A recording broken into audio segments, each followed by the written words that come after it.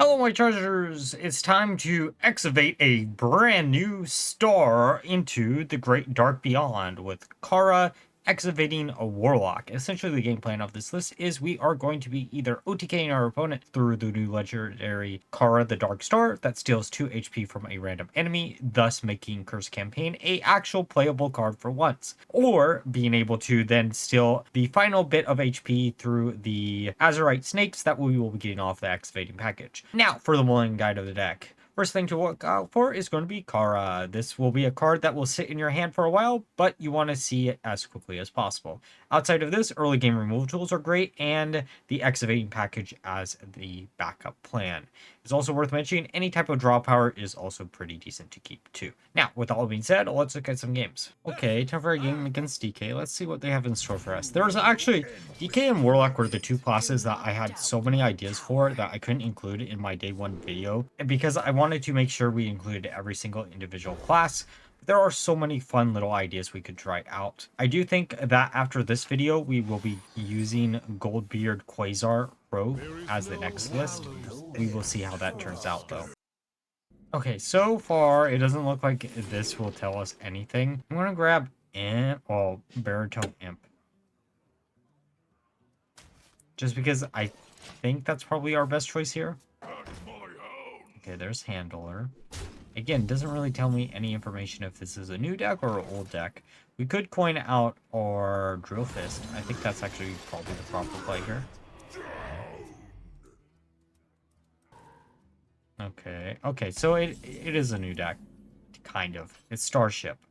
There is a Starship deck that I really do want to try out, and I tested it a little bit today, but not too much, which is Starship Priest. It sounds a little bit weird, but it actually feels decent from what I've tested so far. That will probably be next week, though. We'll test it a little bit more tomorrow on stream, actually.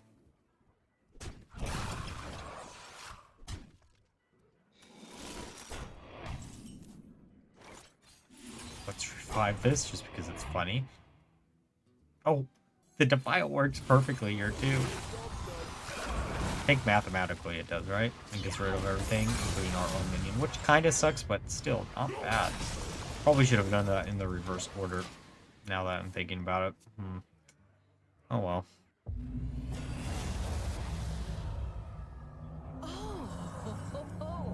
Okay.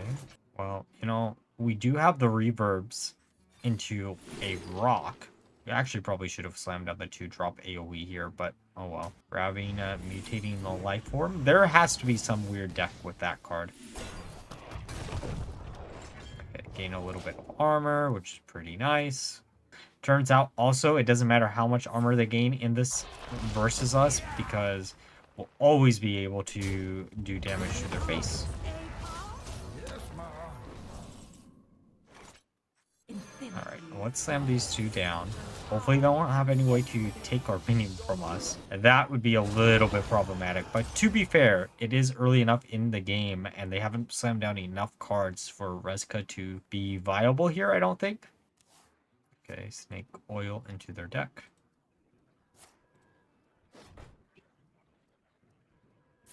Okay. How do we do this? In theory, okay, we could steal a bunch of HP. Oh, that kind of changes plans.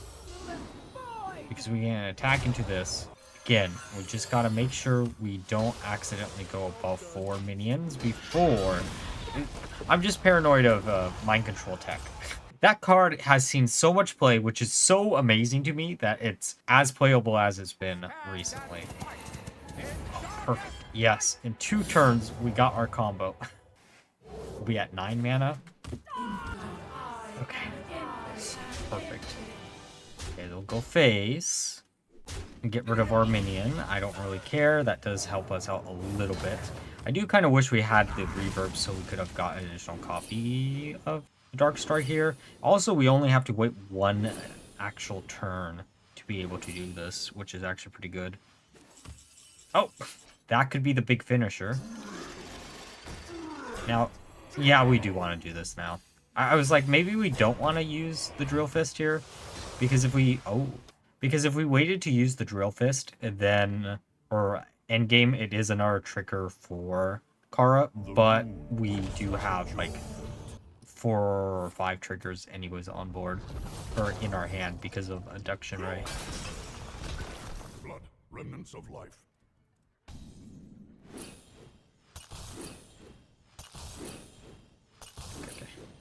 The animations, that's actually going to be a problem in this set. I will predict this. There are so many issues with animations right now in this set. The set so far has been really, really fun testing it out.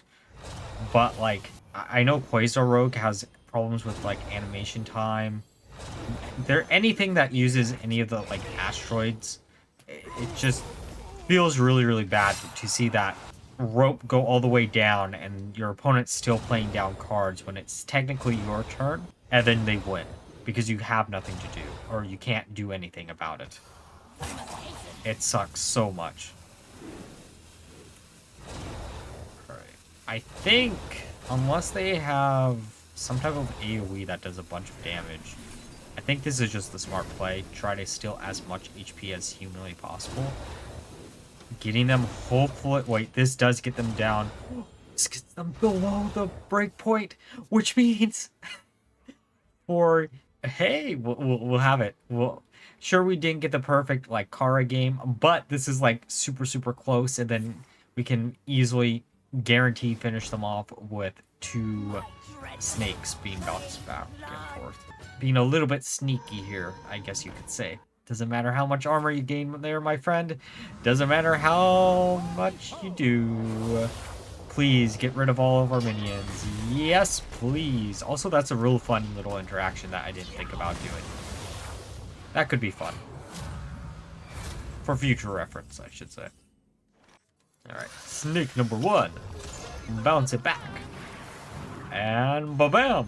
Snake number 2. Okay. Mage. I know a lot of people are talking about Elemental Fire Mage, which is a deck that I really, really wanted to cover this week. But, like, I don't know. I played, like, 2 games with the deck, and then I was bored. Which actually makes a lot of sense. If you know me, you know that I like big, powerful, wacky combo lists. And, I mean, this kind of is just that, to be fair. This and, like, the rogue list that I have planned are both just weird, wacky combo lists. And actually, I shouldn't say that's the only thing I enjoy. It's weird, wacky combo lists or weird, wacky control lists. Aggro lists kind of fall way down on my priority list when it comes to having fun in this game. And that's technically what Elemental Mage is. This actually legitimately might be one of those sets where I just don't upload any Mage lists until like the mini set comes out. Because there are some classes in this set that I have a lot of ideas for. And then there's a few that I have like 1 or 2 ideas. And I'm just like, I hope this would work in theory, you know, and then it doesn't. And then I'm like, well, shit, out of ideas here. I think Mage, Paladin are the 2 classes this pertains to. I feel like there's a third one, but I think those are like the main 2. I think a lot of the other decks have a lot, or classes have a lot of potential for weird, crazy combos that I can come up with. I will also say this, Druid, we will be doing Druid at some point. I don't know when the Druid list is going to be, but I really want to do something with Final Frontier, which people are actually playing, which does not shock me. Turns out, getting a 10 cost for 1 mana, even if it's just a big stat stick, is good most of the time. I tested it out briefly in between this, like some of the games here with this deck and some other lists just for the stream, you know, but like Druid, I was right. Final Frontier was good. No one believed me.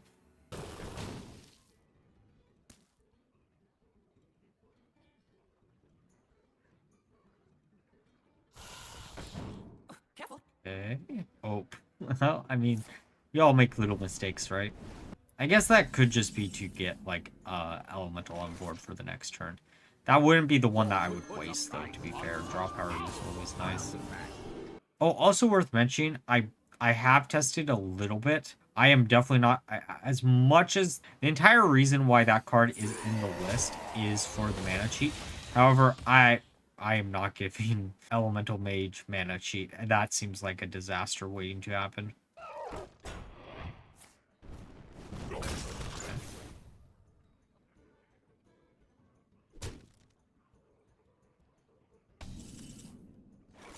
And also worth mentioning, reverbs could be really, really bad for us.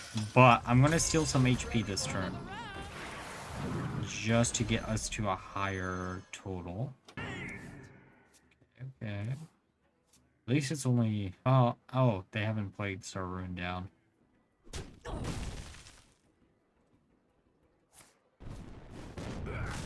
Well...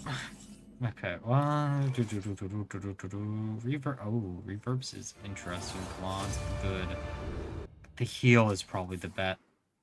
It gets them a little bit lower. We could coin out the recost thing here. I also kind of just want to do the 6 damage, just to do the 6 damage. I think this will be the choice. See, this is a lot. Okay. If we can top deck Saloon, we win instantly.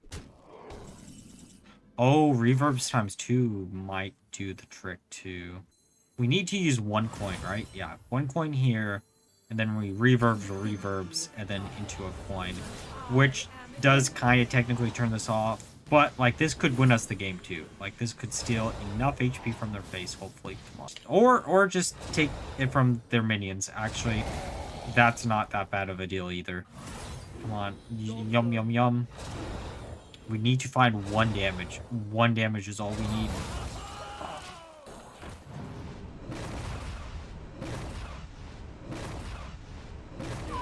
Well, at least it's not double battle cry, right? Okay, we just need... Saloon Brewmaster. Go. 1 damage. I don't really care. Just 1 damage for face. Just 1 damage. Actually, come on, Rock. I have never wanted Rock more in my life. Come on, Rock. Rock their world tonight. Let's go. We did it. We rocked their world. GG. Okay, time for a game against Rogue. There are quite a few different Rogue lists floating around. I have a plan for a Quasar Rogue list. That probably isn't the best list. I haven't tested it yet. This is the very first deck I've tested so far for this set, but it is worth mentioning there might be a way to make the Goldbeard Quasar Rogue list work a little bit better than I think the current version will. And if it does work well, expect that Friday. And this does probably look like it's going to be Quasar. The nice thing about stereotypical Quasar list is it does have a problem with running out of gas really, really quickly if you have ways to, like, make sure your HP pool is, like, higher than the amount of damage that they can actually do in a single turn. And even with the Goldbeard list that I have, it still has that issue. However, I think adding Fizzle might actually help that deck out a lot. Ooh, Tide Pool is actually pretty cool here. Knick-Knack Shack. That does kind of confirm it. Oh, they're actually using it here. Huh, interesting.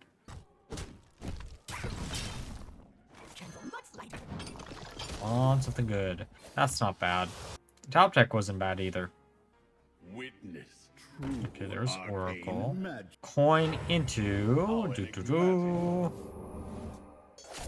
Well, I mean, sure.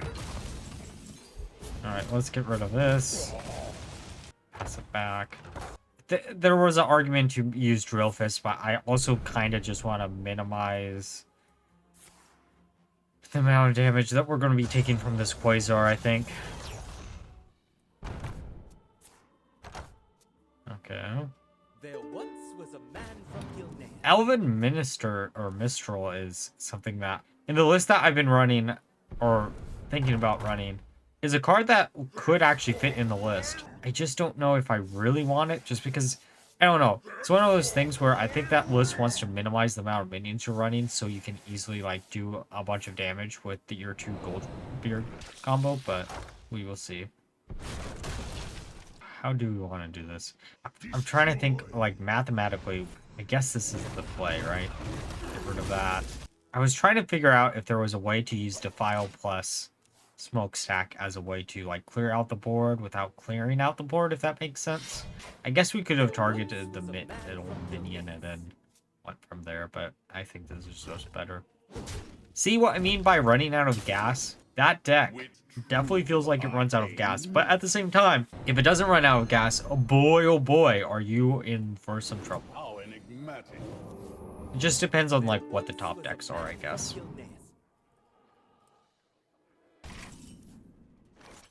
Ooh, Dark Star.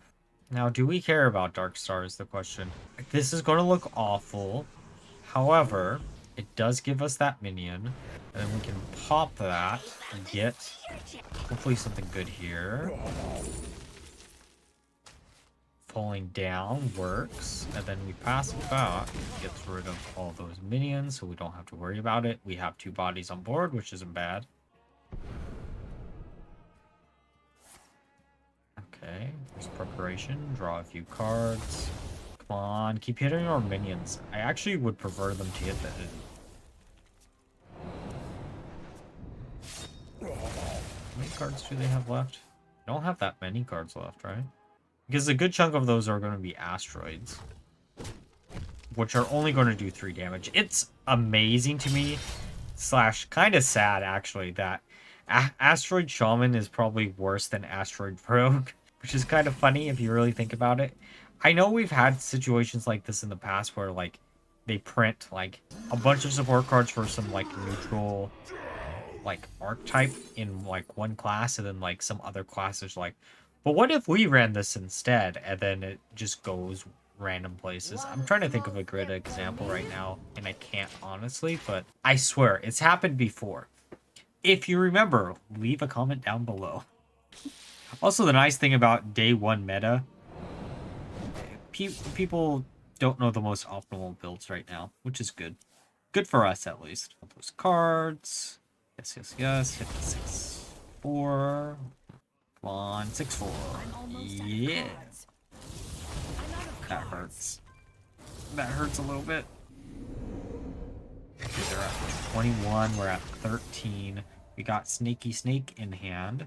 Okay, actually, how do we want to do this? Because next turn, Snake is for Snake Zola Brewmaster? Oh, they're resetting their hand. That's actually a good play. Gotta remember that you can do that in that list. There was an argument there to be made if we went for a Curse Campaign into the Dark Star, but I think this is just going to be better. I'm curious if they actually have any damage to do. Okay, draw a few cards. Draw more cards. Draw more cards. Sure, why not? Oh! Well, I mean, sure. I'm assuming you had nothing left. Well, GG.